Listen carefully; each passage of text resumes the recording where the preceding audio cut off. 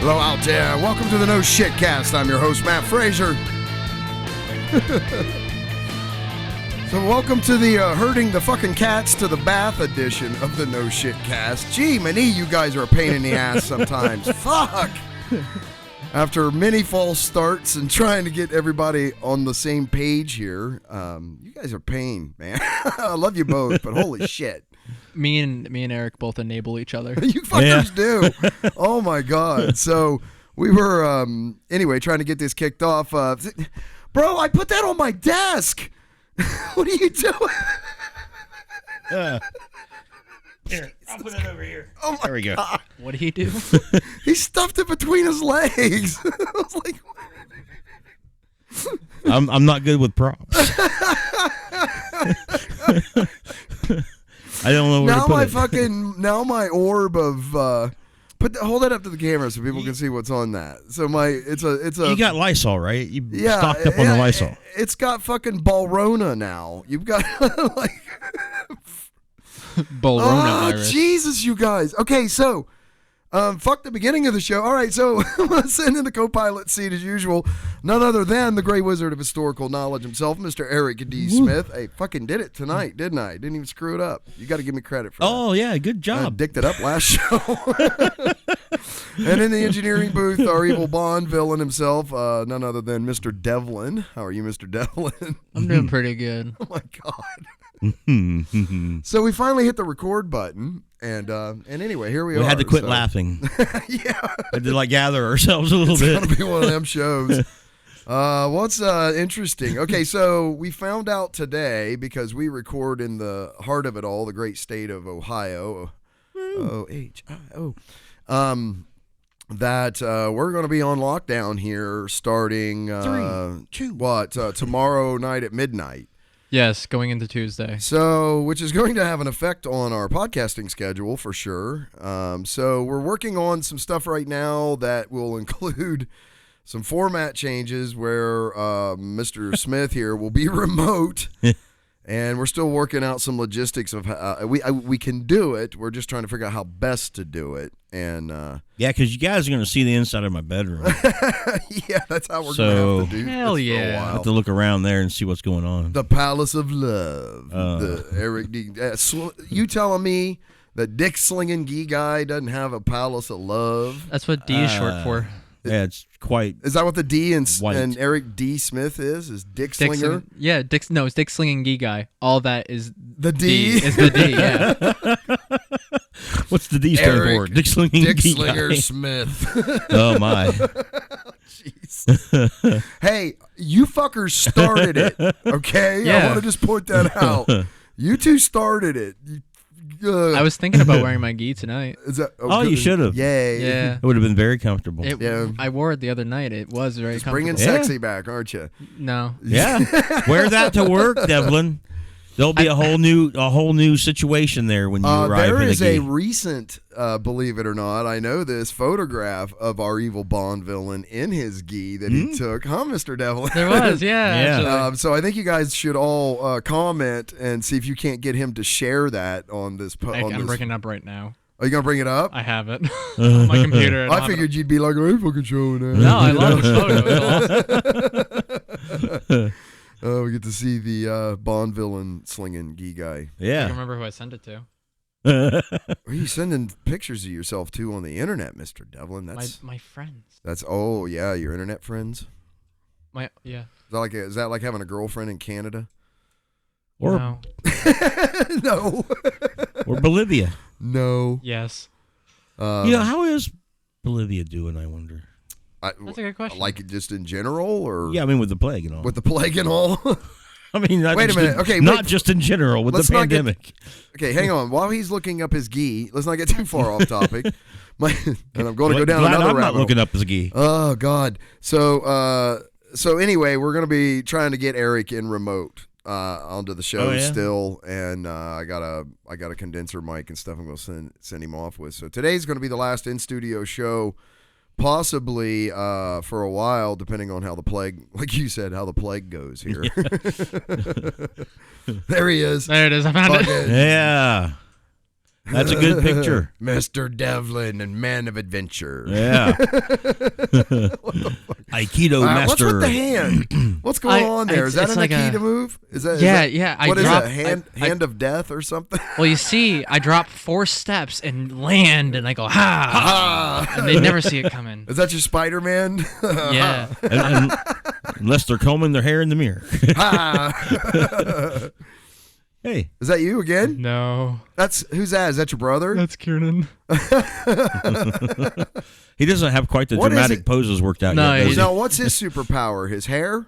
Yeah. Is that it? Yeah, he whips it back and forth. He whips his hair back and forth. You know, he It's can like distracting. shoot you with it or something, or like Yeah. snap you with it. Yeah. Medusa hair. Anyway, so so Remote. Yeah. So anyway, we're going into the dark ages. We're going into lockdown here. So we'll see what happens. But we're going to use newer technology to deal with the dark ages. I walked into a grocery store and bought toilet paper off the shelf. So I guess this is sort of the lamest fucking. Just showing off, huh? I'm just saying it's there. I don't know what the big deal is. I don't know. I just walked in and bought toilet paper. I mean, the stuff. Look at this. Watch it. Woo! Look at that. Hey, bitch. Get your hands off my toilet paper. Man, I need me some moon floss. Moon floss. Oh, God. Starfish needs moon floss. That's like the, you know how the rappers would always pour out the, what is that? Cavassier or whatever on the ground, the cognac. The new thing's going to be like, toilet papers. just throwing toilet paper in the trash or whatever. I Got money to burn. Seen a shirt today that said "Panic at the Costco" instead of "Panic at the Disco." That's a good band too. Oh my God, the memes that have been coming out of this though have been just gold, don't you think? I mean, it seems like as a nation we're handling it pretty well. Pretty well so far. So far, everybody's had a pretty good sense of humor about it. The next week and a half should be the acid test, as it were. I don't know. What are we at a Blue Man Group concert? Yeah, man. now? Actually, I have a story about that. Back when I was in Scouts, I did a camp where a concert. They had a concert. They had a cover band come in. Okay. They were really good. I think they were named The Zoo, but they had leaf blowers with toilet paper rolls on it, and they shot toilet paper with their logo into the crowd. It was awesome. Yeah, I've seen that at basketball games and things like that too. Those days are gone, guys. I know, yeah. We can't the waste. the opulent days of wasting toilet paper and guns and blowers and on trees oh are my God, gone. that's all over and done with. Yeah, now. no more getting into a gorilla outfit with the hose waiting for somebody to try to toilet paper your trees. This truly is the end of the world. It's over, man. I mean, that actually happened to me, so I assume that happens to other people. What? Wait, okay, back up. What? Yeah, man. When I was working at Donato's Pizza, we all decided that we were going to go and toilet paper Paul's house. He was the head manager at the time, or one of the head managers. And somehow, He's somebody... also like a radio DJ, too. Yeah, you know who I'm talking about, yeah. right? Yeah, I work for Paul. Yeah, he does. He's a good voice. And so... somebody in the group leaked the information. Oh, no. A spy amongst you. Mm-hmm. And so we all roll up there in this pickup truck, a bunch of us in the back of the pickup truck, and we jump out and go in different directions and start throwing toilet paper and stuff. And this one friend, Craig, grabs the for sale sign and takes off with it, and then fucking Paul comes out from underneath an evergreen tree in a full gorilla outfit with a hose and starts spraying people. And he's right by the car, so anybody getting back to the car has got to go through the gauntlet. And he's just hosing people down. He's just hosing people down, man. They're all got toilet paper stuck to them because they ain't had time to get rid of all the toilet paper. They wanted to be artistes about it and get certain positions. They still had it. And so... Oh, no. Yeah. Didn't work out. Abort, yeah. Abort mission. Gorilla, abort. Gorilla with a hose. Yeah, it was terrible. Oh God, I could totally see that going down too, for sure. Paul sounds like a great manager. Yeah, I think he passed away, didn't he? I thought I heard that he. Really?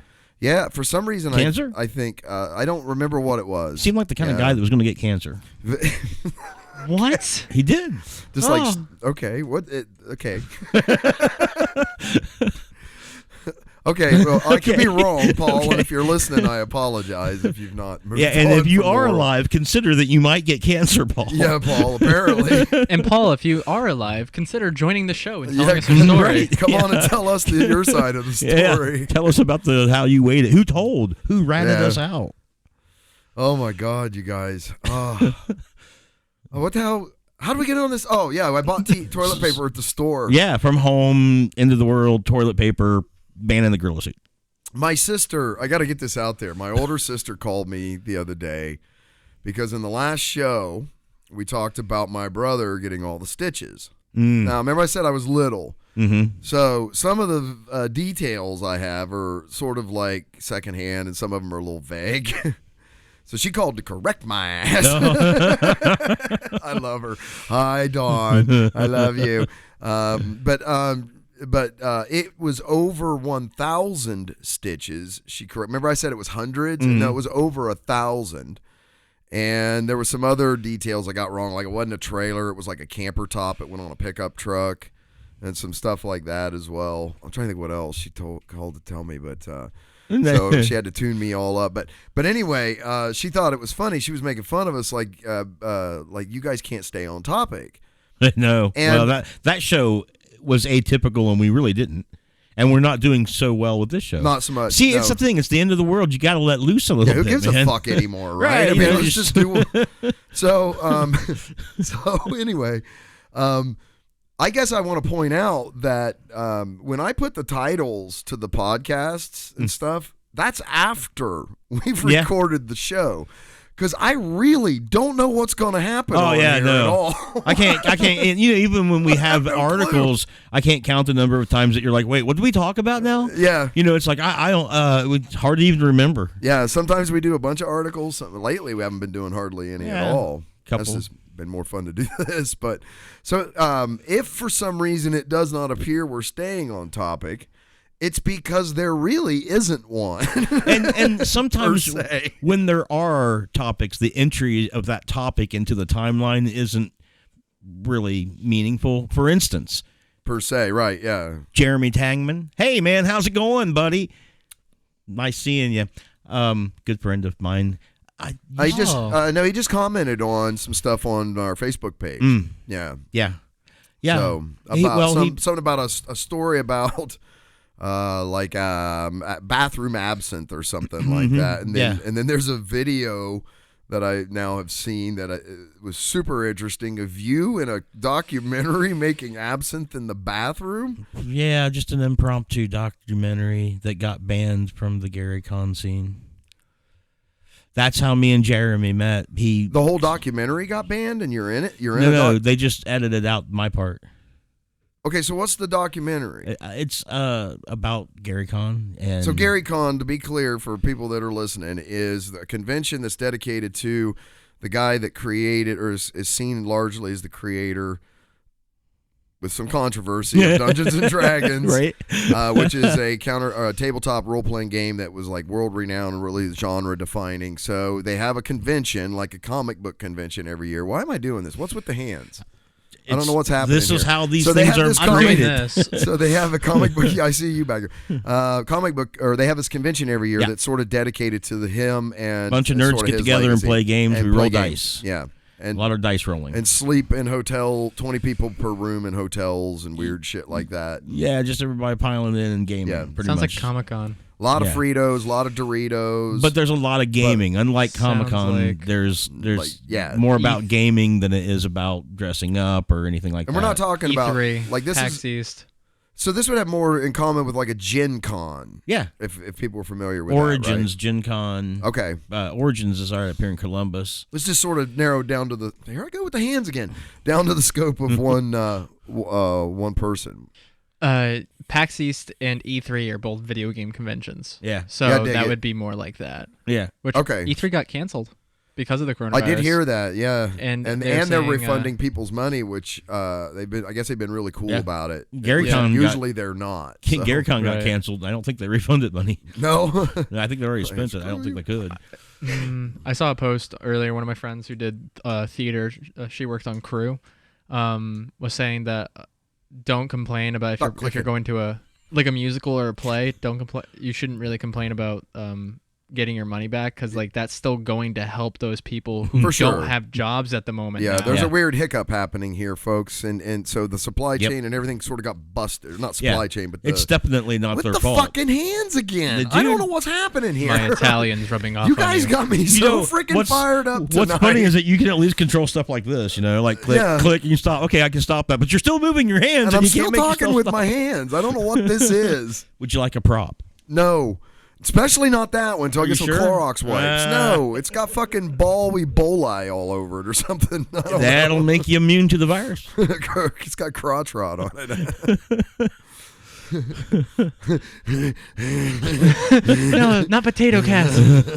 Look at it. Look at behind it. Turn it around. Yeah. What the fuck are you giving me this for? I thought it was like a... No, it's a potato cat. You're hurting potato cat. See the eye of death. I got that at Comic-Con in Boston. That's why.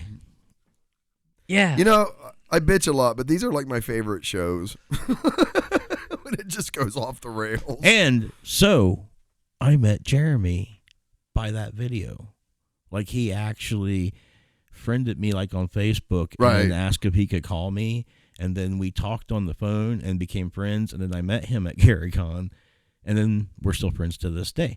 So in this video, this notorious video or whatever, or whatever it is, you say it got banned from GaryCon? Well, I mean, to be fair, I was just trying to stroke my own ego when I was in that bathroom. And okay. And I would know. Honestly, I was. No, I really don't want you putting that between your legs. No, I honestly was just making absinthe. I needed some cold running water to make absinthe. You're making absinthe, you had the prepare the drink process. No. You're or just the undistill, to louche. To louche. Oh, yes. oh, okay. To undistill. What's that mean? Well, so. Absinthe. You're in there cooking meth, man? I mean, what do you got going on? I think that maybe that's the impression maybe that they thought that gave, which is why they cut it out and banned it. Okay. But I'm not really sure. Maybe just because it was weirdly in the bathroom. I don't really know.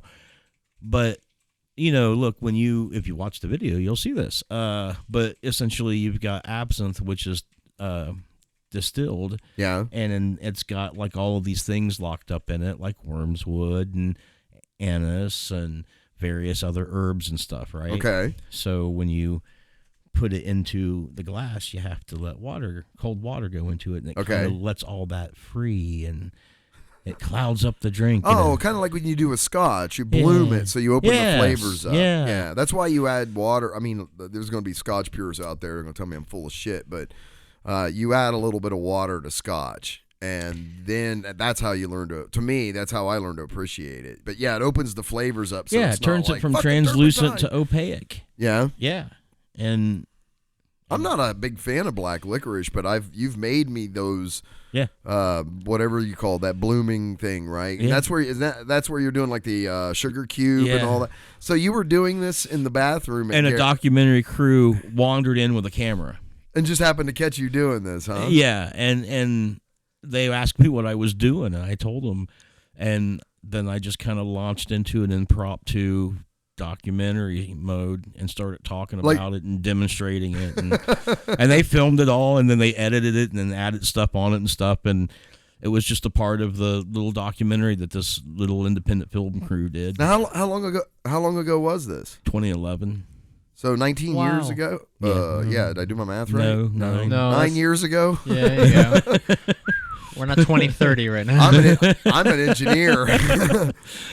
On lockdown. At least immediately I went, wait, my math's wrong. Wait, I didn't do that math right. But, woo. Okay, anyway, so this was 9 years ago. So, and this is like people can go if they want to check this out. They can see this someplace. I don't know. I kept losing it, and then he sent it to me today. A friend of mine. This Jeremy. Yeah. Yeah, that's okay. And I'm like, oh, cool, because I always like somehow I lose it and can't find it, and I keep finding the one that's edited.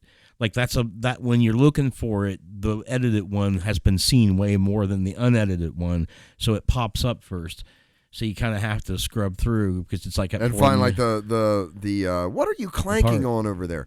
You got to like find the director or the unedited quit it. Hey, that sounds neat. Do you like my ASMR? Yeah. He's gonna be like chewing in the microphone really next. Like your MSDR. What is up with you guys tonight? Stop it. This is You full feel of your life caffeine. ticking away. I guess. It's just ticking away. Good Lord. I just finished it. ticking out. So anyway, so you did this. You did what? You did this. I just made my like absinthe. impromptu absinthe. I just made my absinthe. Or something. Yeah, they came in with a camera and mics and on a boom and stuff. I mean, it was such a surreal situation to begin with. I just kind of went with it, Like the infamous Gary Conn documentary, the scenes that were too racy to see, not ready for primetime television kind of stuff. I think my favorite part was like when this guy, like the whole time that we're talking about this documentary, we're getting, or whatever, like when you're getting near the end of it, you hear this flush.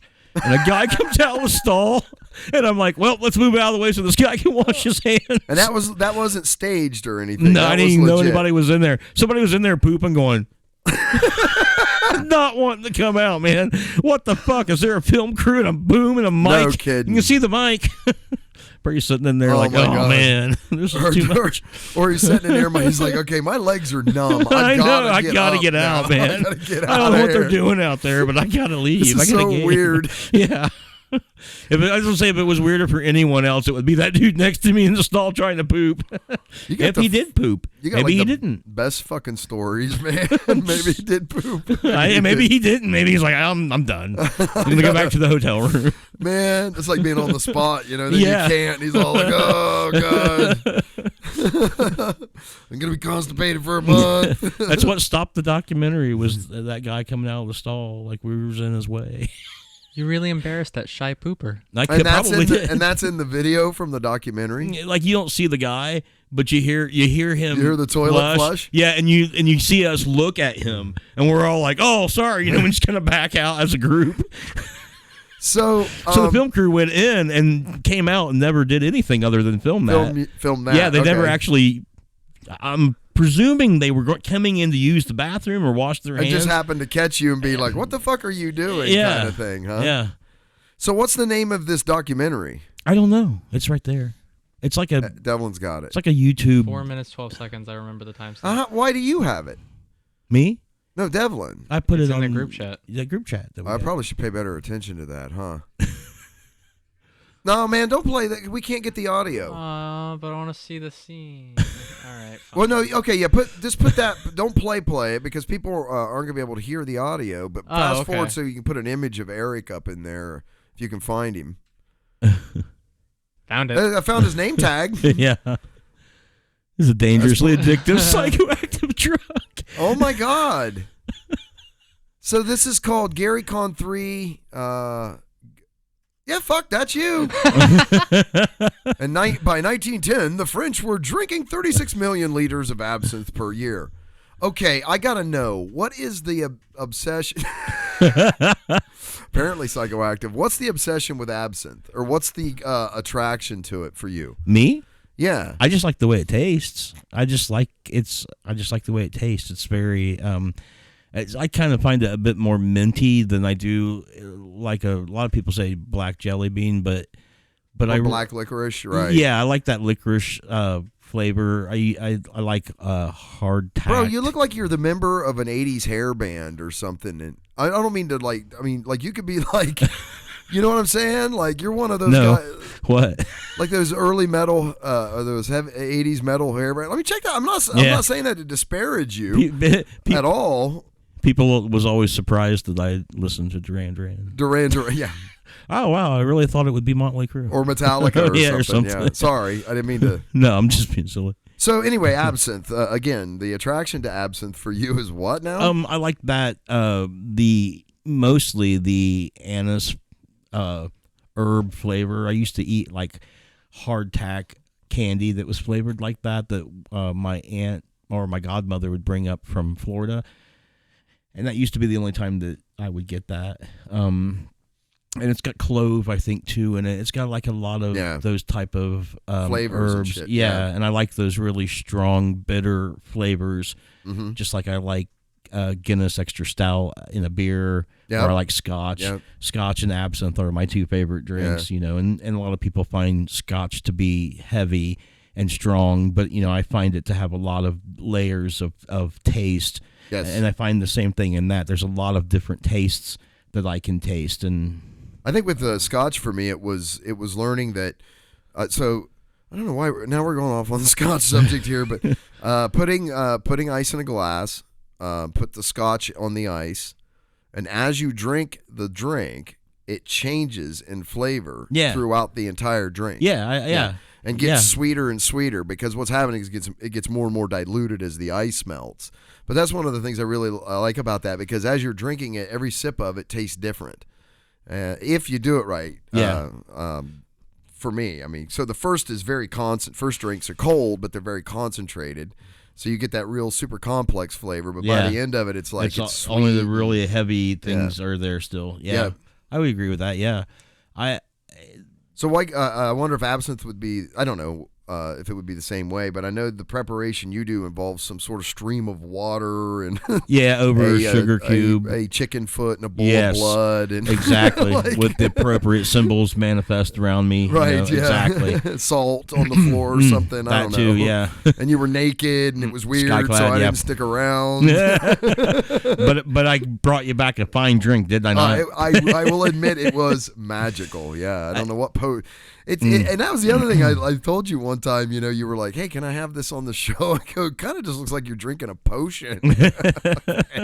Well, I have to ask because of this sort of situation. It's sort of, look at it in the image there. Devlin's got up too, and it's like, you know, it's like some sort of weird potion, right? It almost glows. It's translucent. Well, most people make a big deal about the worm's wood in it, and it is true that the Lucet brand that I buy is imported from France, and it's distilled in copper distilleries by Gustave Eiffel that made the Eiffel Tower. Yeah. And they got the recipe by buying a bottle of absinthe from like the 15th century or there around 14th, 15th century. Yeah. When it was a big deal back in that time period, and they did spectrometry on it to find out how much of what was in it, which is where they got their dose of worm's wood, which you're probably going to ask about Van Gogh. Well, yeah, and that it didn't it at one point also have some sort of opiates or something that came in it? Wasn't that the big lore about it? It might have been the big lore about it, but when they got authentic bottles from auctions and stuff, they found out what was in those bottles, and it wasn't nothing like that. Okay. But worm's wood is a hallucinogen, but you would get completely fucked up drunk off the alcohol way before you would start to. You'd be hallucinating off the alcohol before you. Okay, I get your point. Now it does add a little something to the alcohol buzz for sure. There's enough of it that it's you different. Feel it. Yeah, it's a slightly different feeling. Yeah. And I dig that about it too, you know. And they call that, I guess, the green fairy effect is. Well, for me, it's one of the things. It's not like it's hey, I'm sitting here drinking to get drunk. It's very much like it's an elixir. If you know, like if I ever had anything that I would consider to ever be an elixir, you know, it was that drink. It's like, oh, this is like you're not. It's not just a drink. It's like. This is an elixir. It's fun. Yeah, it's different. It leads to all kinds of crazy things. It can, documentaries in bathrooms and bizarre things. Look at you. You're like a controversial. You got figure. Like this controversy, you know, around you for having this cut scene that was too controversial for a documentary about Gary Cohn. I wouldn't have known. It's legal drink. Yeah, no, I get that. It was illegal, but that was like over 100 years ago. So there's some sort of negative connotation that was carried that they felt was going to be, oh, we don't want to show people like brewing something up in the bathrom, kind of thing. I think, like you said, not like you had a spoon, it's like and cooking a ball meth. of cotton. Yeah, but maybe it is right. Lighter. Like I don't know, maybe. What the fuck? Show question for you guys. You ready? Yeah. Okay, I'm going to do this one. So, toilet paper. Speaking of toilet paper, over the roll or under the roll? You understand what I'm saying? Oh yeah. Over or under? I have my opinions. And why? Well, go ahead, Devlin. It's over, and if it's not over, it's wrong. Why is that? Because if it's under, you're touching the wall. Yeah. And it's just gross, and it's not as helpful as if it was over. Why is your bathroom wall gross? Why is anybody else's bathroom wall gross? You're just saying in general bathrooms are filthy places? There's fecal matter all over your bathroom. Well, think about it. I don't need to hear this. It's true. Okay, I'm sorry. Go ahead, Devlin. It's disgusting. It's disgusting. So it's because it might touch the wall. What about if it touches on the ends? If it touches on the end? The rolls. If it moves back and forth and it touches the same inside. Or are you saying just down the wall? Yeah, if it's sliding down the... Well, I mean, hold on. That's gross. Let me think about that, because the same thing over. Yeah, I'm going to say if it's over, it can still roll out and roll down the wall. Over is correct. Under is wrong. Eric? He's right. Over's correct. Under is wrong. He's right. And for the same reasons? Those are some of the good. Those are good reasons. Those are not bad reasons. For me, it's more a matter of just how it looks, right? If when you pull off from the paper roll, right? If it's rolling over, a lot of the kinetic energy is stopped, right? Right. Because it's pulling up, right? Right. But if you got it the other way, you're just pulling down, and that's the kinetic energy doesn't dissipate as quick, right? And it rolls further. Right? That's true. That's actually true. And then you have a string of toilet paper that's going down the side of your wall that looks like stupid. Instead of having it all nice rolled up like it's supposed to be, you've got it like 3 feet hanging down your wall, touching the ground maybe or near to it, and it just looks bad. Yeah, just looks like bad. And that's because if you've got it the other way, the kinetic energy doesn't dissipate as much. But when it's pulling over, it's like going over a hill, and it stops it sooner. Okay. And it doesn't look quite as bad. But it's just over facing the wall there. Why would the physics be different in that orientation? Because you got to. If anything, I would think that the wall would create drag and not allow it to. They don't spin all so touch freely. the wall. No, they don't. Actually, in my bathroom, one day, I think you put in the toilet paper incorrectly, and it was facing the wall, and I had my robe on the hook, and it brushed it, and it rolled it over, and then it started spiraling down the wall. I was just like, what are you doing? Once enough weight gets kind of pulling the physics of it sort of take over then. Yeah. But that'll happen either direction. Yeah, but it's just if it's my story. I'm not saying you're wrong, or I'm not saying you're right. Do you have a preference? Yeah, and strictly for aesthetic purposes only. Okay. Yeah, over. Okay. Yeah, not behind, over the front. Just for I don't think that there's any difference otherwise in deliverability or usability or. Okay, I think it's only for aesthetics that people have a preference. We need Mythbusters. They don't like looking at the roll and seeing the fall and open where it's peeled off of the roll. Mm-hmm. They'd rather the roll be the other way so that you see the edge or a nice square edge. Yeah, they don't like that too. They don't like, and I think that's just strictly aesthetics. I think that's the reason why it triggers people like him. He's like you can see up inside the roll, and that's messy somehow. Like it's inappropriate. Let that be a lesson to you, do you guys feel this way about cinnamon rolls? I don't know. What what? Would you not eat a cinnamon roll if it was like peeled open and feel like, oh, no, that looks delicious. That looks delicious. Yeah, there's some good stuff inside of that. That's why. With the fucking hands again.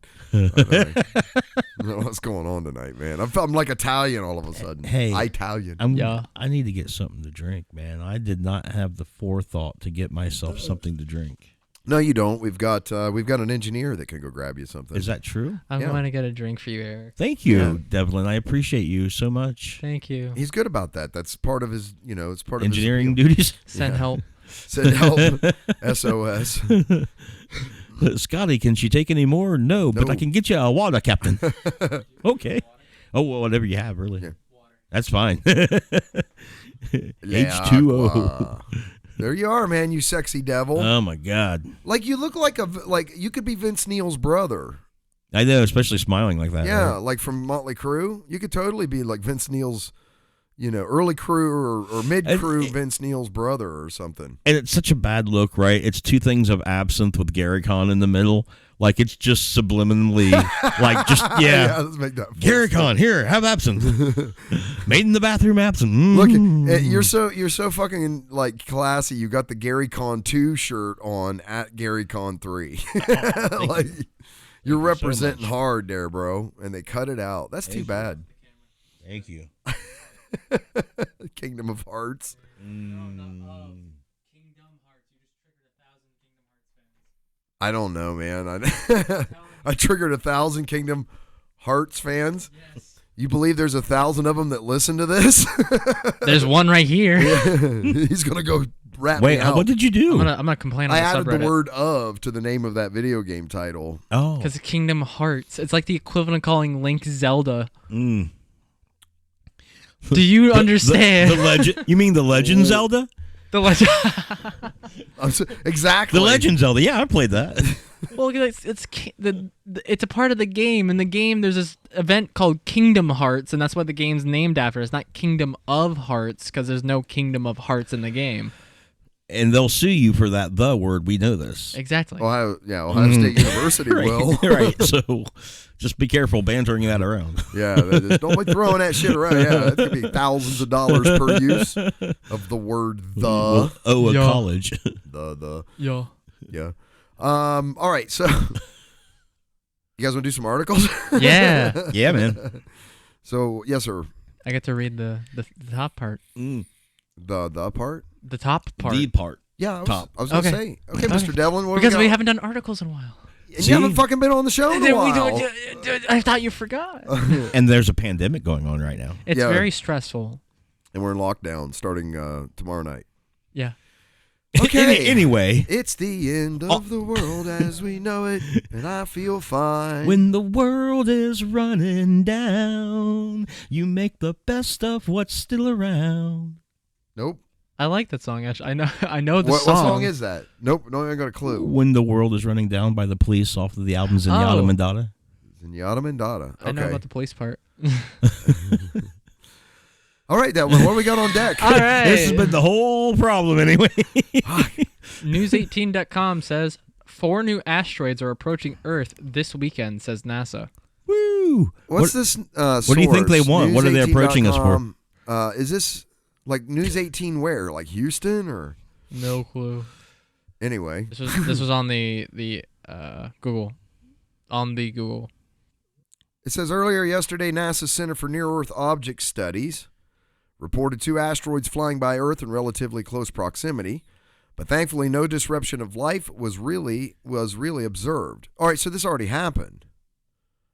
Yes. No more observations made by NASA's CNEOS states that over tomorrow, March 21st, and Sunday, March 22nd, a total of 4 asteroids will approach Earth and are projected to fly by at close proximity, while the furthest of 4 will be... Oh, are we saying that we're happy about this article because there's a possibility of sweet meteor of death instead of... No. Oh, okay. So the reason... So I did some research because on a YouTube video they were stating that NASA's getting ready to do something about a meteor coming on a course towards Earth, which made it sound like that, giant meteor of doom, like okay. So the end this was times. like some sort of panic research is what this was for me.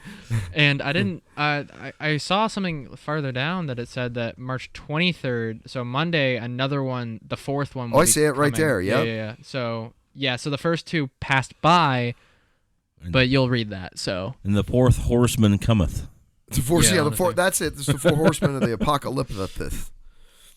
Ask me about apocalyptic Bible verses after. The 4 asteroids in question have been named a bunch of shit, and the smallest of the 4, measuring just 43 feet in diameter, is presently hurtling through space at a shit tons of miles per kmph. Kilometers per Kilometer hour. miles per hour or kilometers? Kilometers per hour. Okay. I don't know why the M's in there. Maybe it's kilometers? Yeah. And will approach Earth from a distance of 1.36 million kilometers. The second, fairly small. These two asteroids. But on Sunday, make its approach towards us, 180 feet in diameter. That's not terribly huge. No. It's large enough to hold nearly 12 limousines back to back. However, there shouldn't be any tremendous cause for concern since it will fly by our planet 1.35 million kilometers length despite traveling at a shit ton of weird miles per hour. Anyway, okay, so it looks like they're all going to fly past us. Is that what you're getting at? So any of the bullshit alarm kind of stuff? It was so dumb because they all are about a day between each other. Okay. Because the last one is going to I don't know how big it is, pass by Monday, right? Okay, and tomorrow. I saw an article saying that one of these was supposed to, if it got close enough, could have done an airburst in our atmosphere. I see it right there. They're saying while smaller asteroids are known to not be much of a threat since they would most likely disintegrate in Earth's atmosphere, the larger space rocks are the ones that we continue to observe intently. Okay, so yeah, anything that they think is big enough to be like, there's a fuckload of asteroids and stuff, though, that they do not track, right? I mean, technically, because they just couldn't. There's too much shit out there. And they can't track any comets because the comets come from the Oort cloud, which means that they can come from any direction, whereas the asteroids tend to have a certain plane in the solar system from the asteroid belt where they come from. So, it's like, so you got like Mercury, Venus, Earth, Mars, the asteroid belt. Then you got like Jupiter, Saturn, Uranus, Neptune, right? But Jupiter being the biggest planet, anything that comes in from that direction, a lot of time gets sucked up by its gravity well. Yeah, I've heard that. It plays like goalie. Yeah. Yeah, so the other planets and the way that we sort of tuck into this weird spot, we have all these things that intercept this shit, including the sun, right? Yeah. Mostly it's the sun, 9 times out of 10, because we're pretty small comparatively, so... but you can see an example of Jupiter in action with the Shoemaker-Levy comet footage from, I think, 1993, maybe. I think 93, because that's like the last instance that we had of seeing a large asteroid being gobbled up by Jupiter. Oh, right. I know what you're talking about. Like, you can literally see it hitting the planet, right? And sort of like blurp. Yeah, and like shit later on, a day or two later, where we're still in the atmosphere, where it exploded and shit. Good stuff, man. All right, Mr. Devlin, we will not panic. Thank you for that public service update, my friend. You're welcome. Apophis is the closest one that could kill everyone so far. I'm sorry, pardon? Apophis, like look up Apophis the asteroid. No, I don't want to. I would like you to please explain. Yeah. It's just a big giant asteroid that comes close to us every so often. There's a few of them that are really big that do, and they keep an eye on them. But, the thing about it is that they're in orbits What's that now Greek that you can... for? Apothos. Doom. That's what it sounds like, doesn't it? End of everything. Like apocalypse, apothos. Are you going to look it up for us, Mr. Devlin? No, never mind. It's all good. What have we got on deck We don't next? need no more doom and despair, do we? No, please. Let's do a fun article. What's next? See? Fun Okay, article. so we got Ubergizmo.com. Yeah. New blue energy tech could soon replace nuclear power plants. We like the sound of that. Blue energy. Well, that looks pretty. Pure energy. I feel like we've done this article. It was at the end of the last episode. I'm sure we've done this article. Uh-oh. Did we? I'm almost positive. I'll read it and see if it seems familiar, but I remember you guys looking at this. At least this is the only article you guys tried to hit at the end of that show, I think. But then no.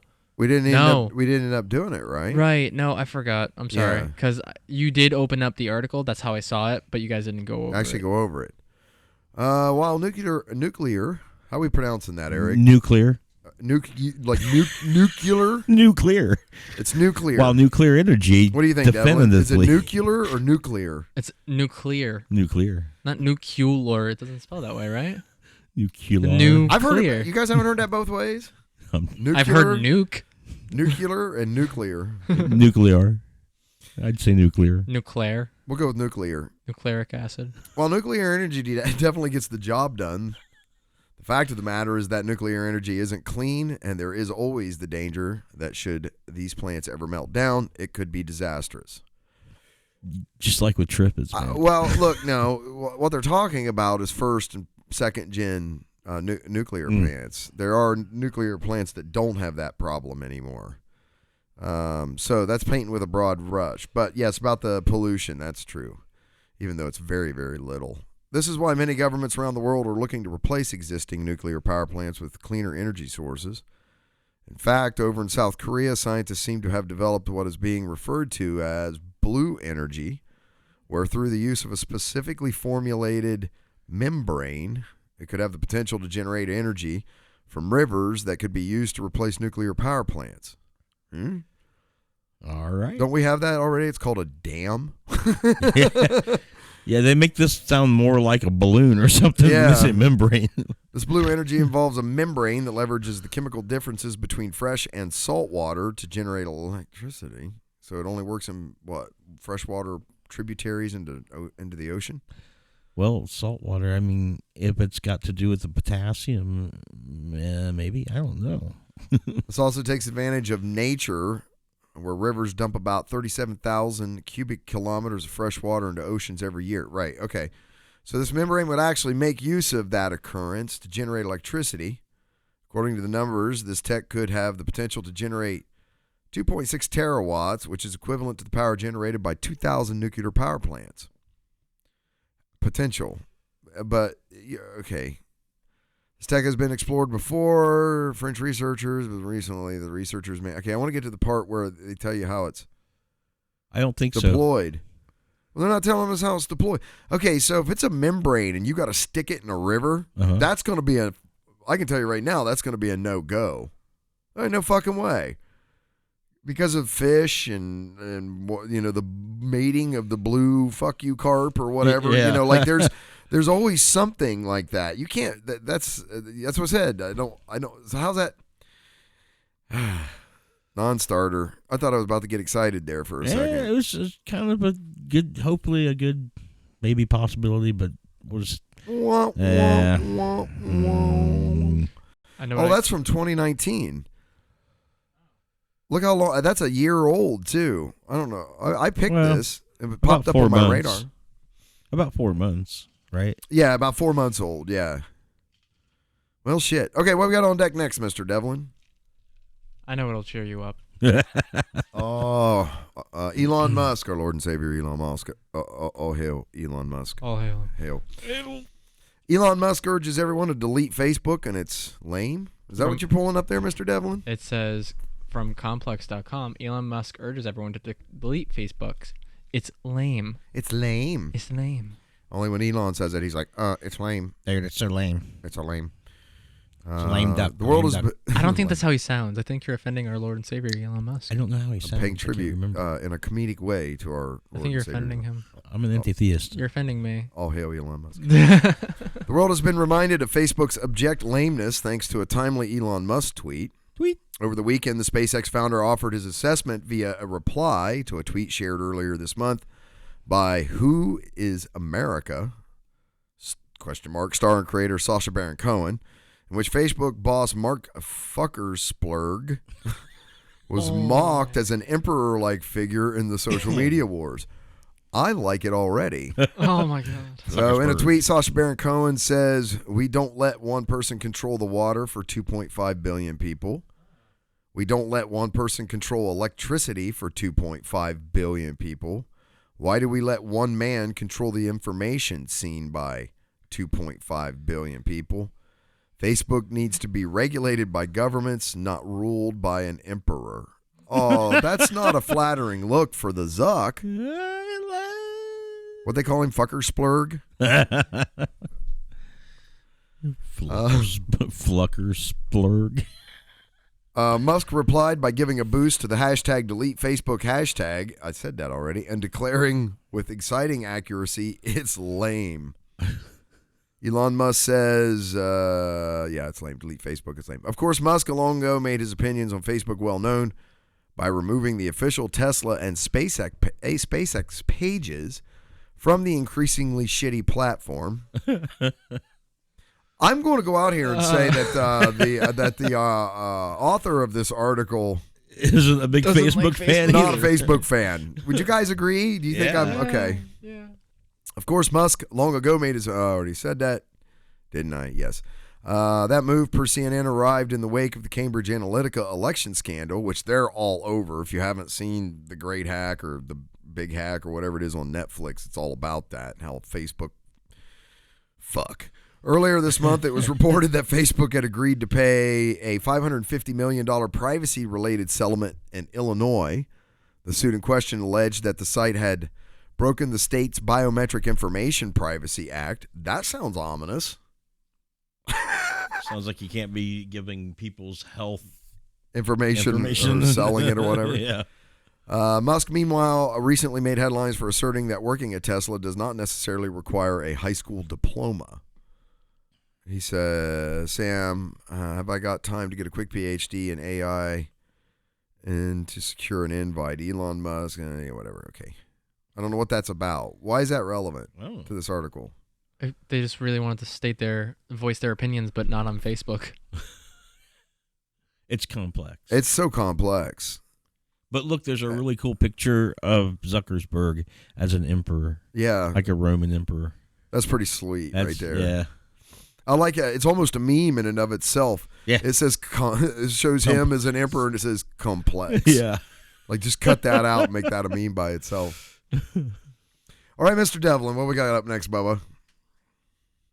This is from Big Think. Now, I put this in here strictly for the purposes of science. Right. Medicine. To help people at the end of times. Not for any comedic value or sort of shit that only we would talk about sort of thing at all. This will get you through more than an apocalypse. Like you're trying to validate this to me.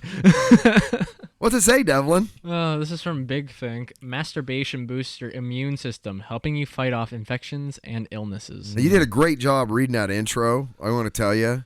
But the real reason I put this in here is strictly for childish purposes only. And yeah, we're going to make fun of it. Oh, cool. All right. I just wanted to help you get through it. The last time you struggled. No. I'm not reading it this time. But can an orgasm a day really keep the doctor away? I think we should find out. What? Aren't you riveted? I mean, I'm on the edge of my seat. I'm not. You can see I'm not. But like achieving orgasm, it's it's a real achievement.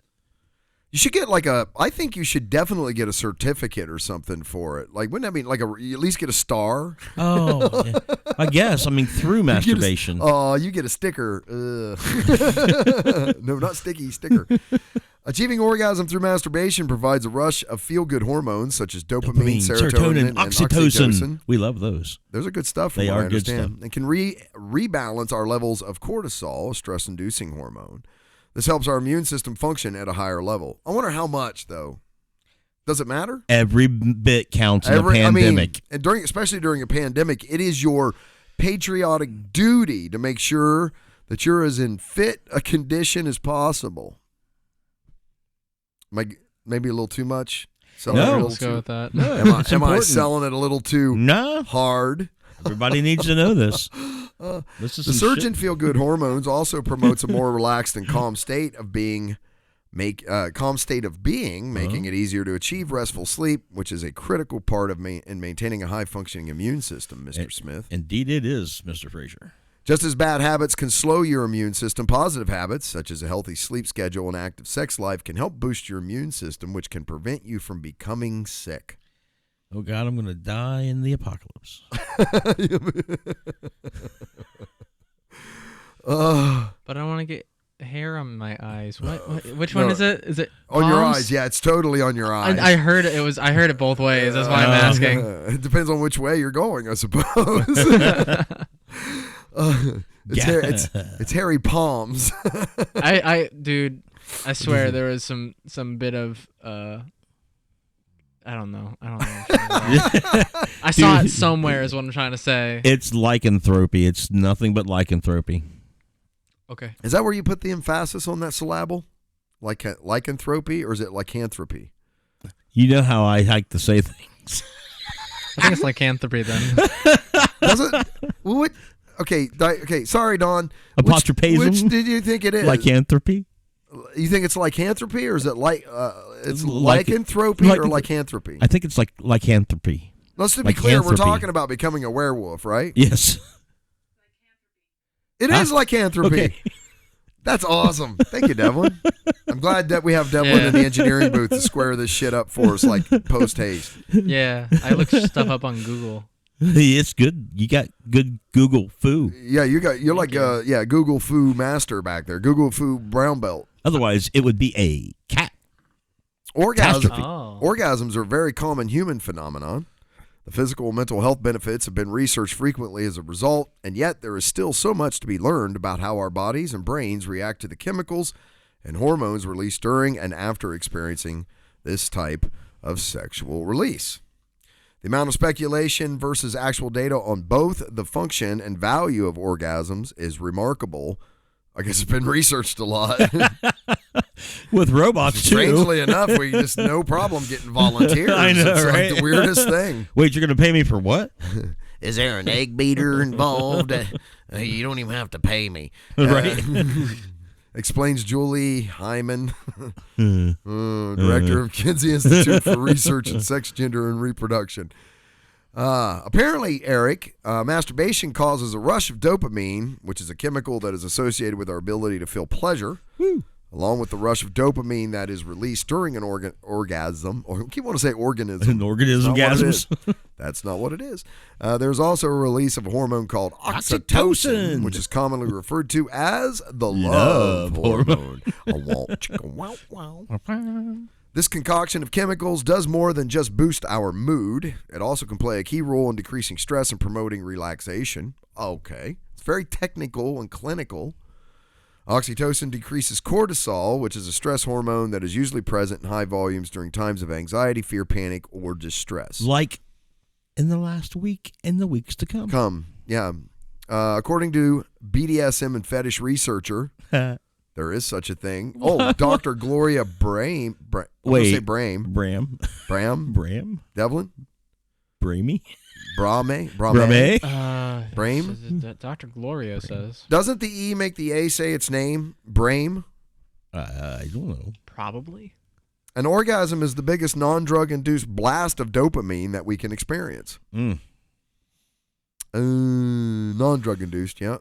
By boosting the oxytocin and dopamine levels and subsequently decreasing our cortisol levels, the brain is placed in a more relaxed, euphoric, and calm state. Okay, so if it does, there's drugs that do all of this, and that's what's attributed to the reason why they become addictive, right? You think people get addicted to sex.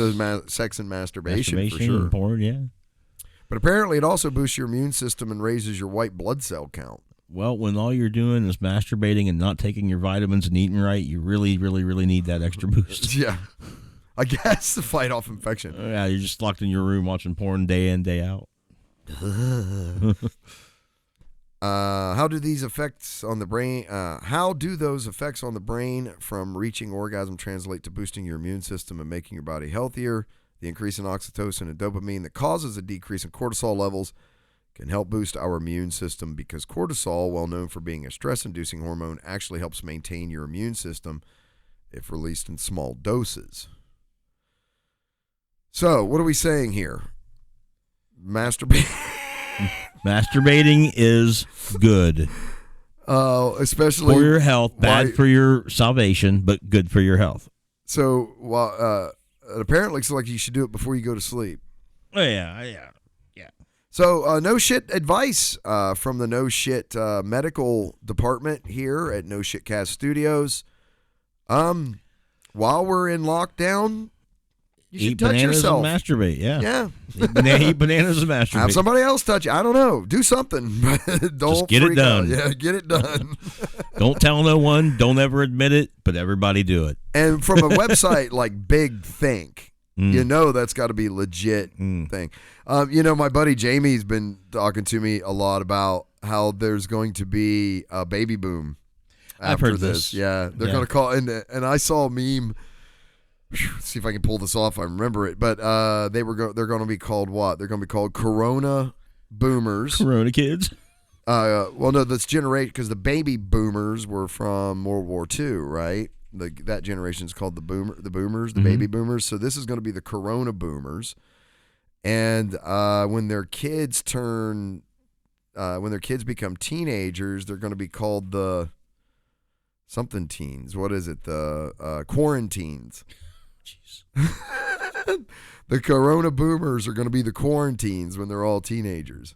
So I thought that was pretty hilarious. You think that's true? That's true. I don't know, but No, that wasn't funny. You guys didn't even think that was a little bit funny? It was funny. I was trying to find it, but I found this instead. I was thinking of all the Star Trek episodes. Someone asked me the other day. I'm sorry. Go ahead. Yours No, is way less likely to piss people off than what I was about to say. So let's do yours. There was like a Star Trek episode where there's a disease that came through and it killed all the adults, Okay. all the old people, and just left the kids. It's Logan's Run. It's like that too. Yeah, all Yeah. those science fiction shows where that kind of shit goes on. As the kids got older, once they got older, though, they would get the disease and die. Yeah, there's a lot of stuff that's been made with that's based on that premise. Yeah. Yeah. Logan's Run was my favorite because they would spin them up in like this weird anti-gravity carousel. cyclone and then just pop them all like zits. Yeah. Yeah. Bam. Yeah, it was bizarre, right? They just explode. Yeah. Yeah. And the what was it? It was on the back of the hand or on their palm? On the palm, I think. It was like it changed color to say how Time old to they die. were. Yeah, once they hit 30. It changed, and then they had to go do this weird. Yep. And I think they remade that not long ago, by the way. Logan was a runner, and he would hunt down the people who tried to run. Very Right. much like in Blade Runner, he would hunt down robots that tried to run. Yeah, and then he subsequently ran himself. Exactly. Yeah. Yeah. That's an old motif. They have a TV series, too, that I've seen. It's really good. Yeah, that's it. And in the Tom Petty music video, they reused the hover car that they use in the TV series. Oh, interesting. I didn't know that. Yeah. Yeah, the don't come around here. Yeah, the early MTV Tom Petty video. I know which one you're talking about. Like yeah, it's all post-apocalyptic. yeah.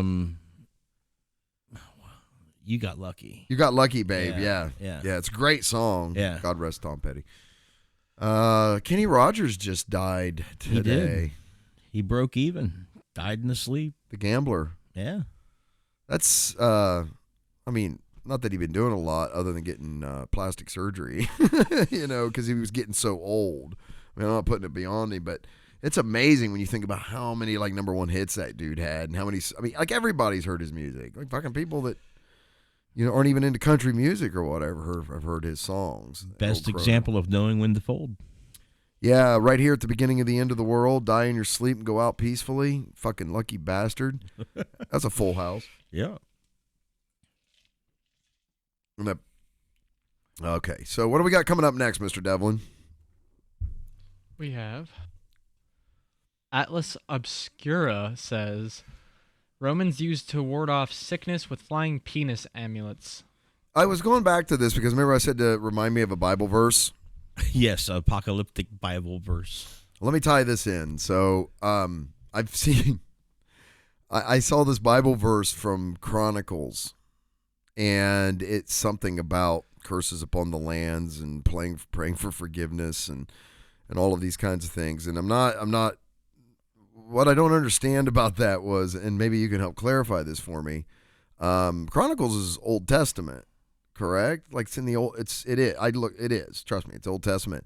So my question to that thing was, if that's what's required is a passage out of the Old Testament to make coronavirus go away, shouldn't we also be making pilgrimages to the Holy Land and slaughtering lambs, because then they do all that stuff back then too. Like, aren't we missing some pieces here other than just the proselytation to a deity? Not for Christians.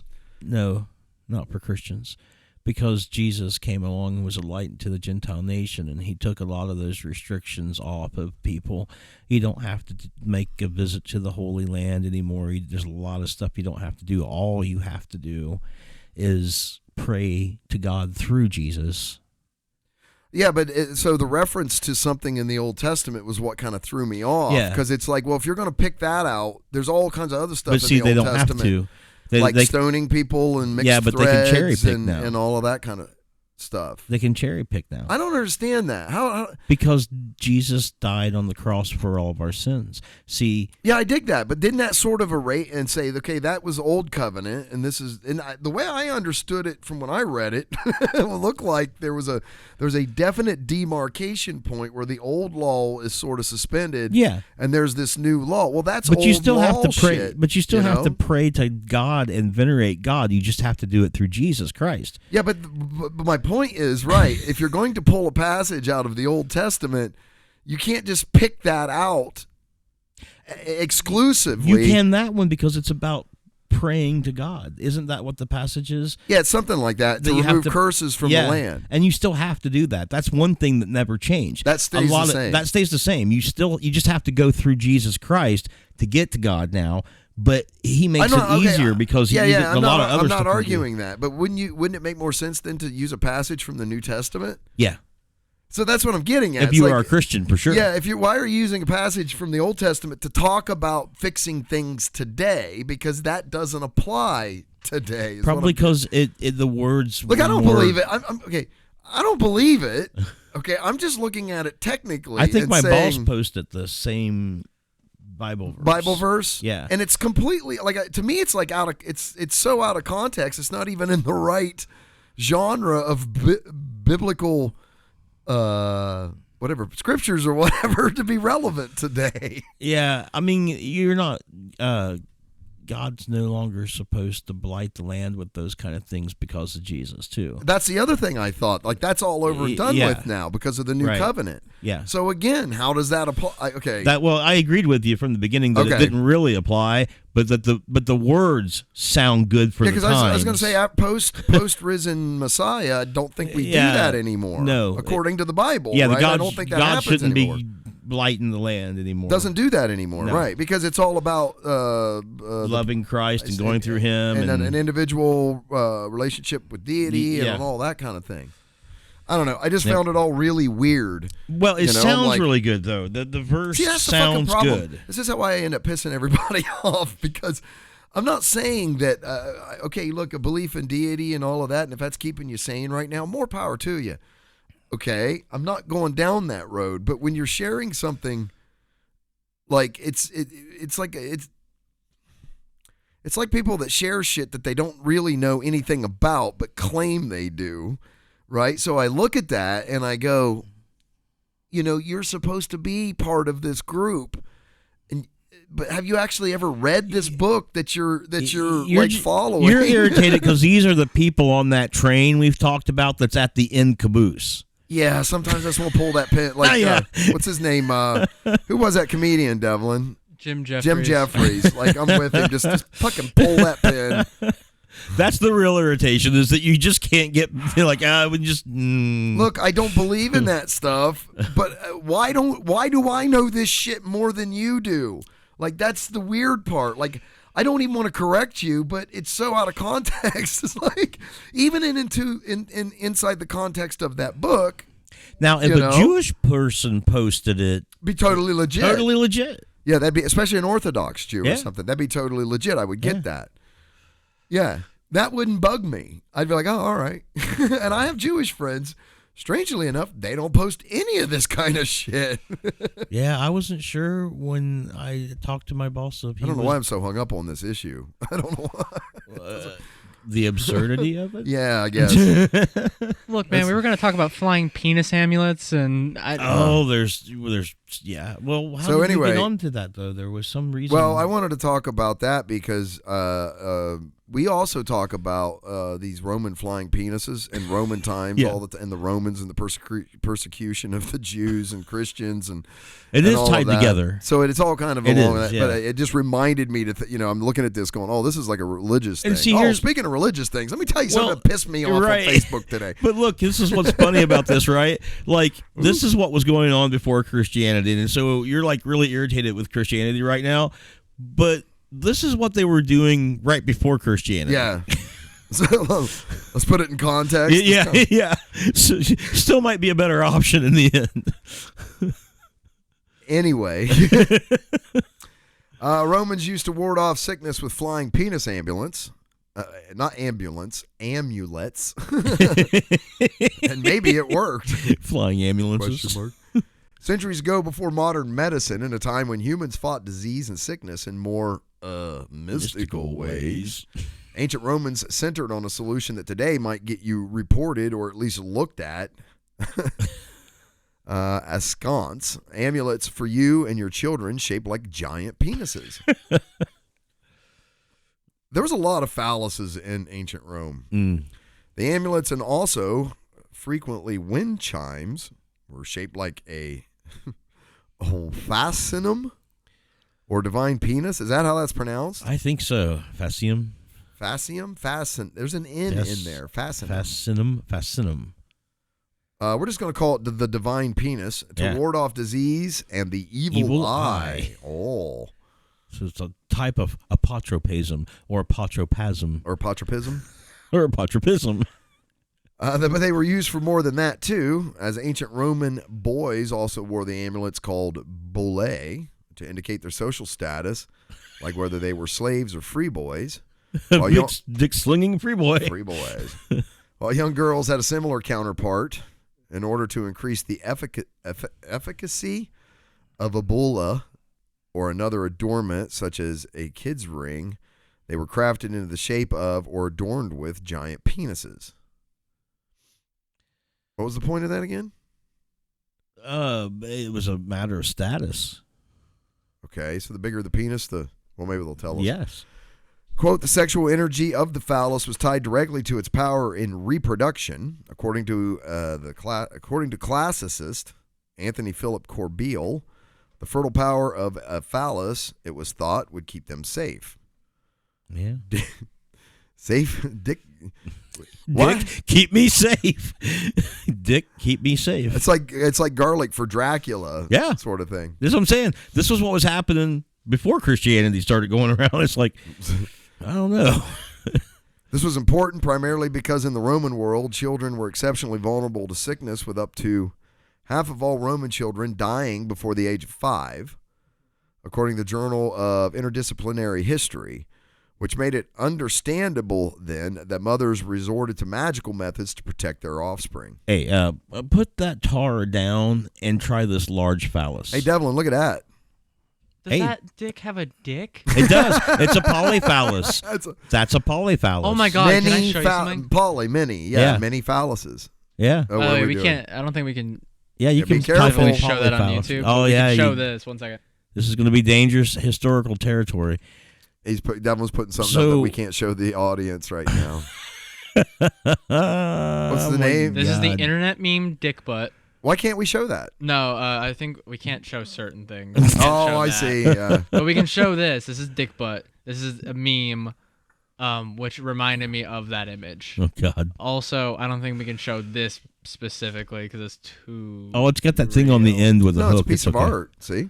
Oh, it is? Yeah. Yeah, you're it's a right. sculpture that's in a fucking museum. I suppose at least the worst that could happen is we get demonetized. Devlin's like our Jiminy Cricket, and he stays up on a lot of this stuff, so he's the one that's always back there going, you can't do this. This is intrinsically wrong. I'm like, See, his why not? tail's a penis too. See? Oh my God! It's yeah, a it is. triphallus. Yeah. And it's got wings. It's a flying phallus with wings. It is. It's a griffin And dick. it looks like it's got like a lion's legs or something. A one-eyed, one-dong, flying purple polyphallus. People eater. But as Pliny the Elder noted in his natural history, fascina weren't just limited to kids. Quote, infants are under the... Not just limited to kids. Thank God. I don't know. Romans. Yeah. Just putting that out there. So let me interject here. Yes, sir. This is when the 40s, 50s, when they were first excavating Pompeii, they found all of these polyphalluses and all these murals of penises, and they found clay penises at the sides of buildings and stuff, of stores and stuff. And they like sculptures and things, and carved into walls. Yeah, like everywhere, Okay. on stores, on people's houses, like when you necklaces, when you hanging watch that, up. You turned me on to that show Rome, and it's like everywhere. Yeah, too. Yeah, and so. So that wasn't just something, what was it, HBO or Showtime did to kick up the ratings? No. When reporters came to see what they had uncovered in Herculaneum and Pompeii, they wouldn't let them in. They wouldn't show them because they were afraid it would offend the delicate sensibilities of people of that time, in the 50s. Okay. And stuff. So they kind of leaked to the reporters, and it kind of filtered down that this is where the idea of Roman orgies come from, that you see played out in old Warner Brother cartoons, or the people wearing togas and showing up for orgies. Like, they didn't actually do that. It's just that when they found all the penises, they thought that they were depraved. These people were just fucking everything all the time, and that it was a big deal. And it really wasn't that way, but that's kind of how that got started. I'm not saying that they never ever didn't have an orgy, right? But it wasn't like they were doing it all the time, and that's what these people thought. These first people to dig in here and find this shit, they're like, they just thought they were a depraved race of people. Yeah, they obviously worship the penis or whatever here. It seems this way, right? Oh shit, where the hell am I? Right at the top. I kind of stopped you right at limited to kids. Limited to kids. Infants, quote, infants are under the special guardianship of the god Fascinus. The penis god. Infants are under the special guardianship of the god Fascinus. That's what it says. God. The protector, not of infants only, but of generals as well. Infants and generals. Yes. So one of the things that Romans used to do, if they had a particularly virile enemy that was strong enemy, if they would kill them, they would cut their penis off and take it as a good luck charm and take it home and put it in their house on a little shelf with other little figurines and stuff. Jesus. Worship purposes. They really, really liked penises. That would smell after a while and start attracting flies. Why does that seem more terrifying than the human pants? I don't know. It's not any of it very good. No, it's not any of it very good. Which means that when a general was parading through Rome in triumph, surrounded by booty and slaves, he'd likely also have a fascinum hanging on his chariot. Yeah. Or, as Pliny described, quote, it is the image of this divinity that is attached beneath the triumphant car of the victorious general, protecting him like some attendant physician against the effects of envy. So hanging giant penises on your car, essentially, and driving down the road with it, conquering your enemies. And So it was kind of like a, hey, y'all, look at the size of the dick of the dude I killed. Essentially, yeah. Is that what it is? Essentially. Oh, my God. And also, too, they say that there wasn't homosexuality in ancient Rome, but what it was all based on social class. Mm-hmm. So a higher social class could penetrate somebody with a lower social class, but not vice versa. Okay. And it didn't matter if they were male or female. That didn't enter into the equation. What mattered was social strata. Right. So you couldn't fuck down. You couldn't get fucked down the social class, right? And you can't fuck up the social class. So so if what I'm understanding is right, so somebody couldn't penetrate you if they were of lower social class. Right. You could only penetrate them. Right. But it was irrespective. Is that the right word? Irrespective of gender. Yeah, no, it had nothing to do with gender. Regardless of gender. Yeah. Yeah, it was regardless of gender. Gender didn't enter into it. People had their proclivities and stuff, but what seemed to matter most, that would be most scandalous, wouldn't be if you were fucking another guy. It would be if you were letting your slave fuck you or something. Oh, okay. Right? I see. Yeah. Like that would be bad. That would look bad. Doesn't matter that it's another guy on a guy or a girl on a girl or anything, or vice versa. You don't, you know. But if you want to fuck one of your slaves, that's totally fine. totally They're your legit. property. You do what you want with them. Oh my God. That was That's pretty a much weird. their Yeah, attitude. but that's from a slave culture too, Yes. right? Yeah. So there's Yeah. some. They look at it a lot of different human. And or everybody things that was differently. everybody that was in the army, they were in the army to walk up this ladder of society. Like you spent a certain amount of time in the army and doing certain things, and then you would come out and get into politics, and then you went up these ranks, and it was kind of like the goal. Imagine if Rome was like all of Rome was one corporation, right? And no matter what the lowest person is in the corporation, they want to climb the corporate ladder. That's how Rome's society was built. Anybody that was in the game to get anything, they were trying to climb this ladder, the social ladder. And part of that meant that they had to be in the army and be a general and things like that. And eventually you climb up this ladder. So everything was about status for them. If you were in the game, you were in it for status.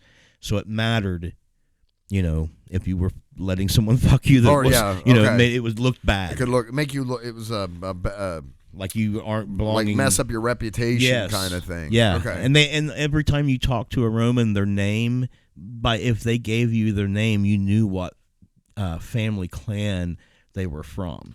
So when someone Guipernius of dipshits or whatever, they always had. Yeah, and so they would know kind of your importance. There were rankings and families and stuff, and it was easier for a higher ranking family to climb that corporate ladder than it was for a lower ranking. It took a lot more. Like Caesar didn't really come from one of the higher families, right? He had to work a little harder. You said to me one time, I think, that the Roman culture is one of the most documented, earliest large cultures because we have so much correspondence available to us. So we know how like citizens actually talk to each other and the things that concern them, and through their correspondences with each other, and generals with the troops and troops with their families and all of this, right? Yeah.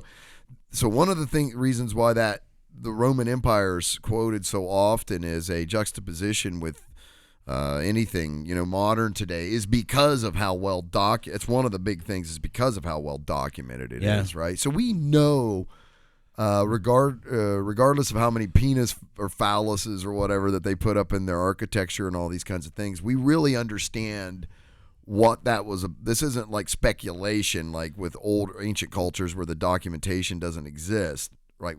This is like, they know this stuff. This is highly tracked. And throughout history, from ancient historians to modern historians, they've also called the Romans a race of lawyers. Okay. So they kept track of shit and money and reputation and status and land and wrote that shit down. And it was, the first century. So you had paper and stuff as well as clay and rocks and all this, right? But you actually had paper and stuff too that you could get. Interesting stuff. Other fascina are double-headed. One side of the amulet is a penis, the other a clenched fist. Wonder what that was for. What does the latter symbolize? A fist with the thumb thrust up between the index and middle fingers is often called the fig, or manofica. It's a dirty thumbs up that's symbolic of a penis and genitalia in general. Oh, I get it, like this. Yeah. I got your nose. Apparently in Rome, I had your penis.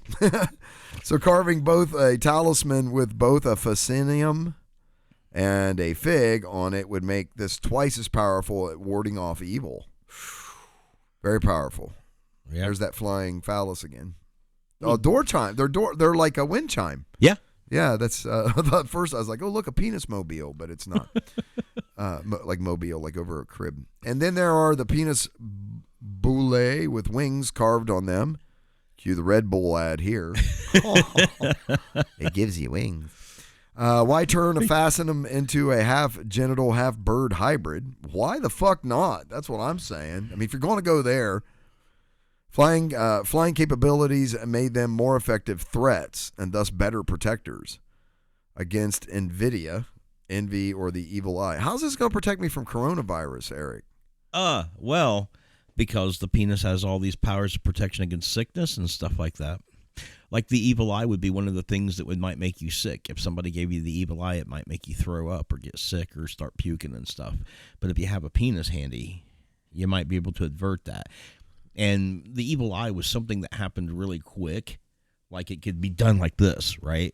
Yeah. And it happened so quick in their lore that they needed to develop a way of making a protection against it that was kind of always active, like armor.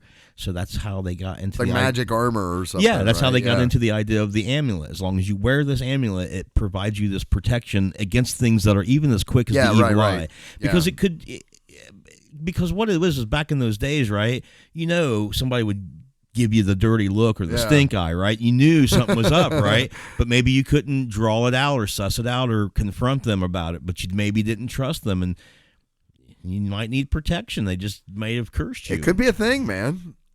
I mean, while we're trying all these other things, I guess, from ancient religions, why don't we try penis amulets?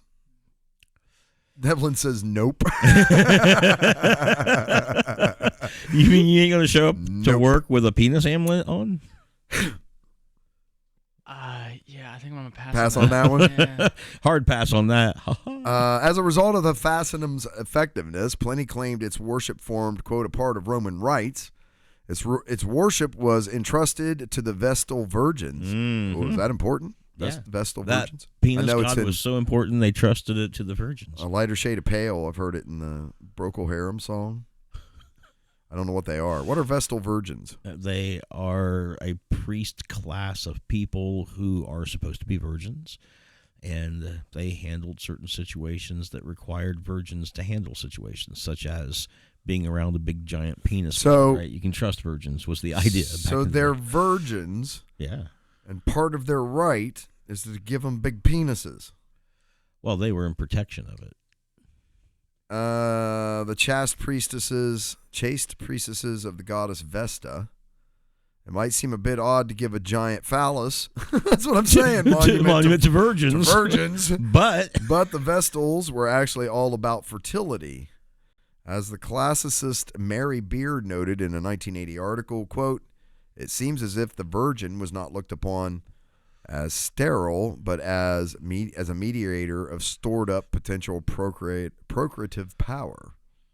It's pretty interesting, right? They're just a vessel of power waiting to be exploited. Yeah. As soon as you fuck them, they are going to explode with this energy. Right, that's what they're saying, right? And you got to harness it, man. You got to harness that shit. Yeah, that's exactly what they're saying. Just like their military, their generals and stuff, when they would go and exercise, they would clean them off with these kind of curved sticks, and they would take that sweat and that dirt, and they would make poultices out of it. Oh yeah, you told me people. that, right? Yeah, like a warrior's sweat or a gladiator's sweat. You harness that shit. Market. Yeah, because it's full of manliness, dude.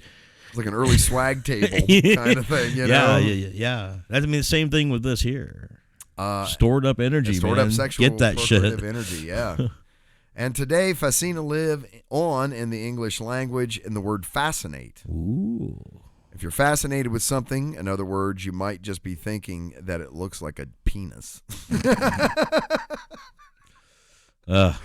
Forever now, my brain will be scarred with someone will say, that's fascinating, and I'll be thinking, giant penises. Wasn't until this show that polyphalluses were in my brain. Never would have thought of such a thing, and now... Man, I don't want this to be an hour.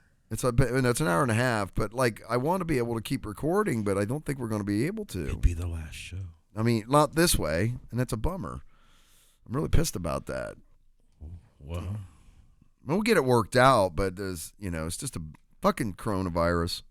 Yeah, it's damned inconvenient. I'm not done with this shit, man. Really. Oh, I mean, I'm over it. Still have quite a ways to go. We still have. I know. Like the 6th is just a point at which they will be able to for sure tell how bad it's going to be, because the crest of it's supposed to be about a week and a half away.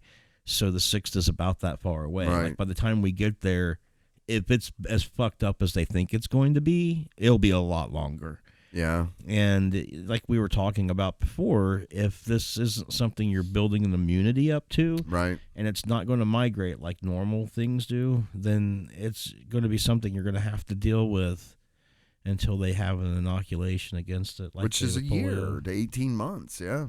There's all kinds of rumors going off. The old story was a year and a half to 2 years, but who, in the current political climate, people will say anything from there's stuff that we need to try right now to there's nothing. You know who's going to end up saving us from all of this? Scientists and engineers, probably. Yeah. Just saying. Yeah. I mean, well, engineers are already being employed in such things like gas masks and stuff, like the design and functionality of hazmat suits and things of that nature. And, of course, scientists, I include doctors amongst those. Yeah. Oh, for sure. Yeah, doctors, medical scientists, absolutely. And guaranteed every doctor in the world is working on this issue right now. This is where the really breakthrough comes from. About it. Yeah. And because most doctors are old, too. Hey, Devlin, how do we end on a good note here? Got anything you want to talk about?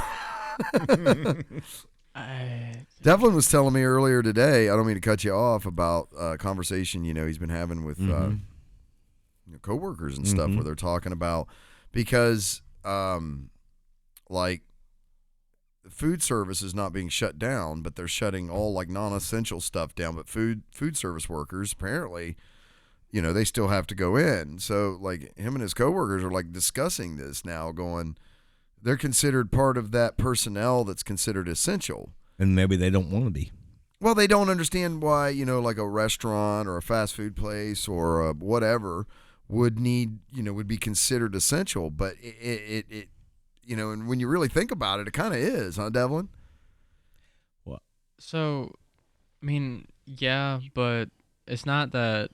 It's only one coworker that believes this, and they were saying like it wasn't more of a they don't want to be considered essential. It's just that they're complaining that people get to go home and we are out here now stuck. We're getting ready to get the virus, and we're just as important as those other. That's what they were saying. And we were like, yeah, we are kind of important to the people that are actually out there. Yeah. That need to come home and can't go to the store to get food. And may not have the capacity to prepare food.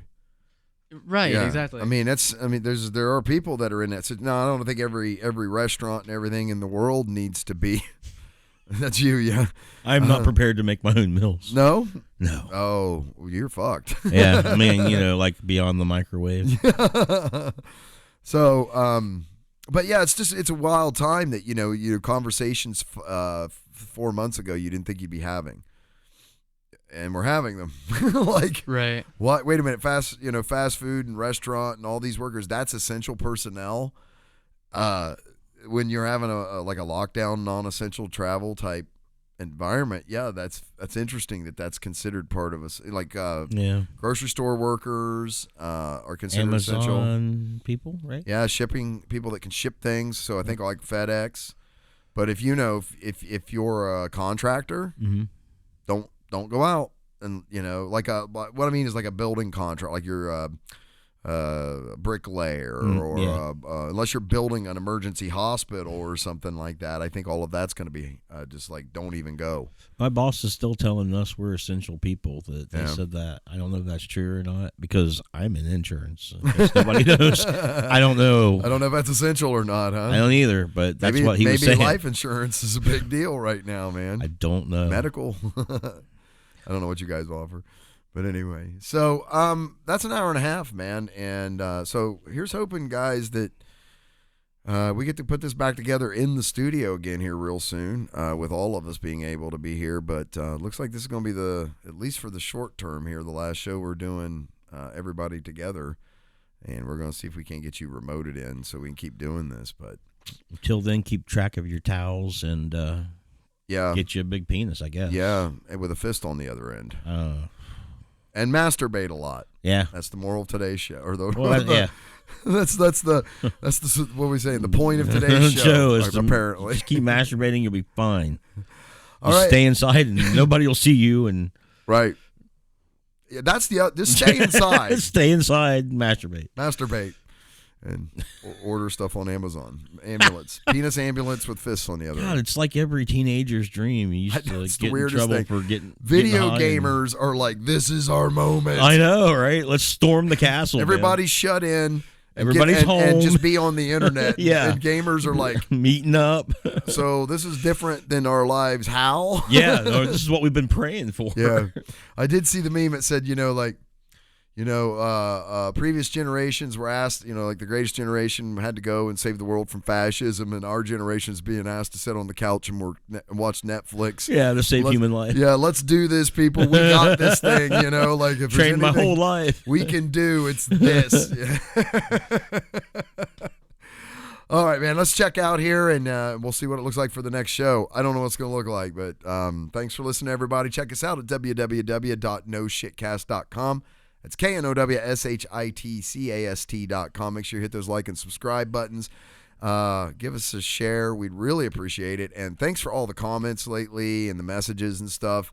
And the shares. We've been getting a ton of shares. It's been really great. So we really appreciate it. And we will catch you all next time. Thanks for listening, everybody. Bye, Sickles.